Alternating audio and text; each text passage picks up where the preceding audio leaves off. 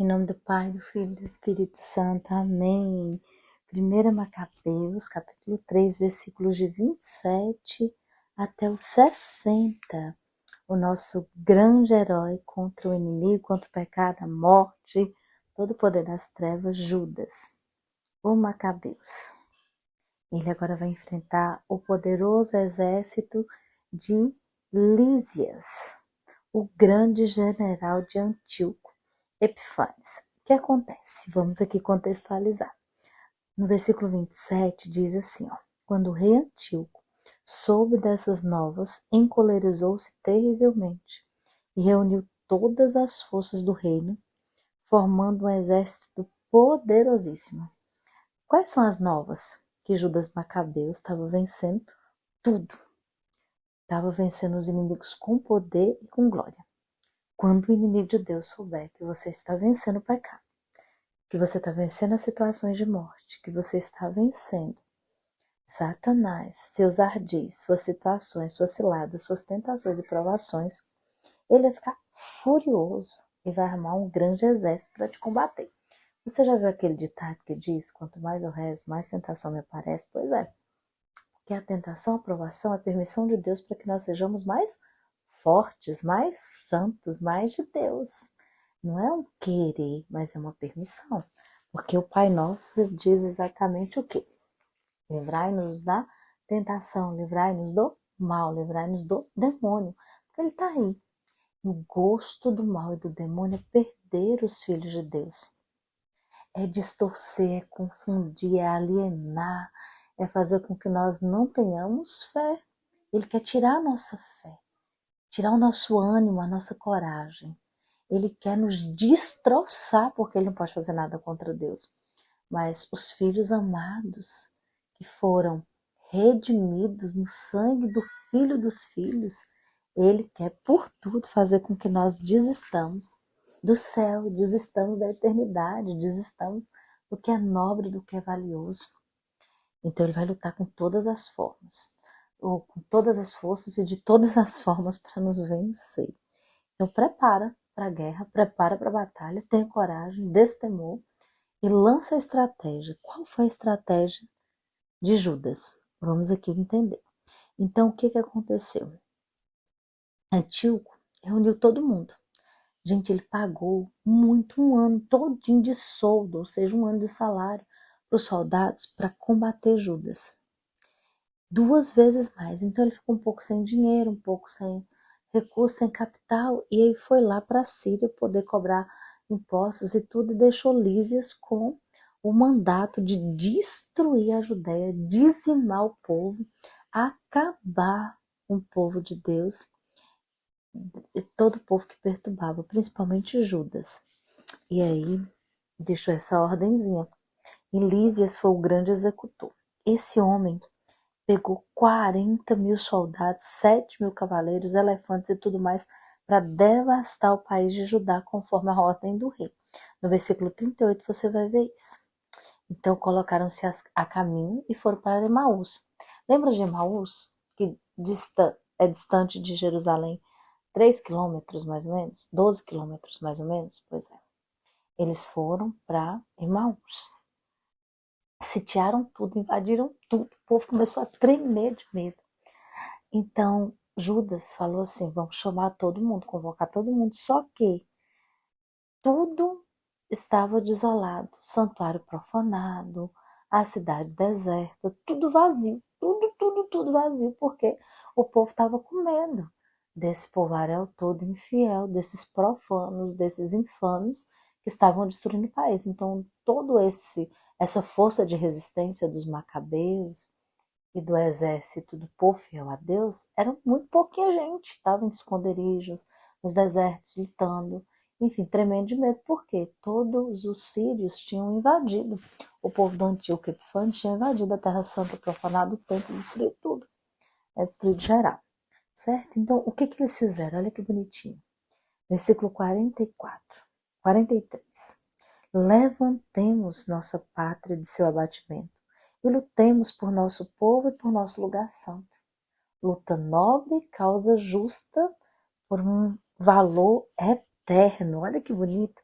Convocar então toda a gente a fim de se prepararem para a luta, de rezarem e de implorarem piedade e misericórdia de Deus.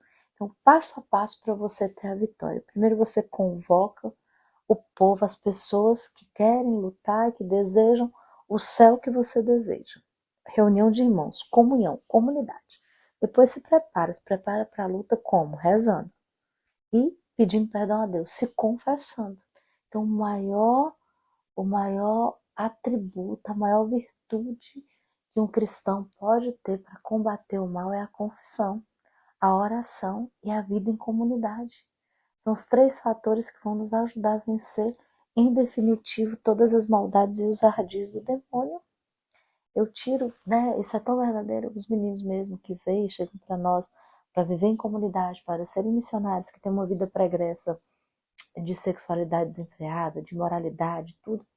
O que cura? Principalmente a pornografia, a masturbação, a imoralidade, os impulsos sexuais. O que cura? Vida comunitária. Cura, porque você em comunhão, a sua mente está cheia de Deus, o seu coração está cheio de Deus, você está cheio de serviço, de coisa, de graça, de pessoas ao seu redor, que vai evitar toda essa ociosidade que causa todo esse disparate moral do jovem, do ancião, do idoso, do velho, do casado. Mente vazia é a oficina do diabo mesmo. É casinha pronta para o mal agir.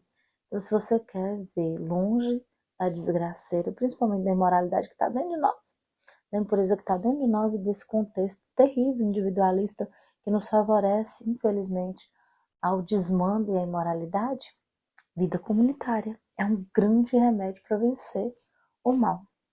Depois, olha aqui, porquanto Jerusalém, né, eu já contei para vocês, toda a alegria tinha se perdido e tudo mais. Aí o versículo 46. Os israelitas se concentraram, pois, e se dirigiram a Masfa, defronte de Jerusalém, porque tinha tido outrora em Masfa um local de oração. Se reuniram no local de oração. Outra coisa está na vida da igreja. Jejuaram, cobriram-se a cabeça com cinza e rasgaram suas vestes. Jejum, penitência, é outra forma de vencer as inclinações, as concupiscências que há em nós. Esse vulcão de instinto que há em nós é vencido pelo jejum, pela penitência. Quer vencer? É a melhor forma. Então, outro segredinho, no versículo 48, abrir o livro da lei para ler nele o que os gentios perguntavam às representações de seus falsos deuses, ou seja, o que os gentios procuram na astrologia, na bruxaria, nas coisas erradas, o católico cristão procura no livro da lei, na Bíblia Sagrada, na palavra de Deus. Tem um remédio, a cura e a direção para todas as realidades da vida. E o versículo 50, ó, em seguida sua voz se levou com força ao céu. O que faremos dessa gente? Para onde os levaremos? Vosso santuário está profanado e manchado, vossos sacerdotes estão em luta e na humilhação. As nações se coligaram para nos aniquilar, e vós sabeis o que elas tramam contra nós. Oração. Então eles soaram as trombetas e levantaram um grande clamor, uma grande intercessão, juntou todo mundo para pedir a Deus. Depois disso, Judas nomeou chefes de 10, de 100, de 50 e de 10.000.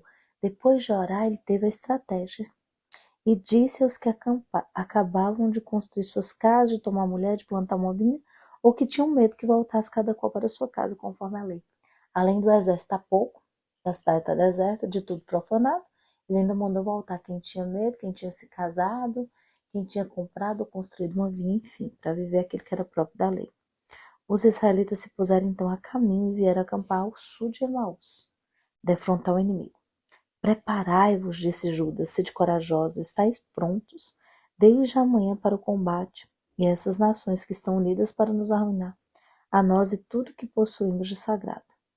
Porquanto é preferível morrer no combate do que ver nosso povo perseguido e profanado nosso santuário. 60. Palavra fundamental para se obter a vitória contra o mal. Que se faça somente a vontade de Deus. Na vontade de Deus nós somos fortes e corajosos. Na vontade de Deus, mesmo que morramos fisicamente, nossa alma e nosso coração está vivo. A vontade de Deus é o grande penhor, é a grande recompensa, é a grande graça dos corações corajosos. E o que é coragem? Força que vem do coração, força que faz agir o coração. E o coração ordenado, sedimentado, estruturado em Deus, não tem ninguém que resista, não tem poder das trevas que resista, não tem força do mal que possa resistir uma pessoa que está na vontade de Deus. Uma pessoa que deseja a vontade de Deus, uma pessoa que deseja somente que a vontade de Deus se faça. Então fala assim, seja feita, Senhor, a tua vontade. Seja feita, Senhor, conforme o teu desejo. Seja feito, Senhor, conforme o teu querer. Aqui está a minha força, aqui está a minha vitória. Eu vou vencer em Emaús, a cidade, o lugar da Eucaristia, o lugar da revelação de Jesus Cristo. Coloque aí seu comentário, fale para todo mundo que você quer fazer a vontade de Deus. A vontade de Deus é o meu paraíso. Que seja assim hoje na tua vida. Deus te abençoe, que Deus te faça muito feliz.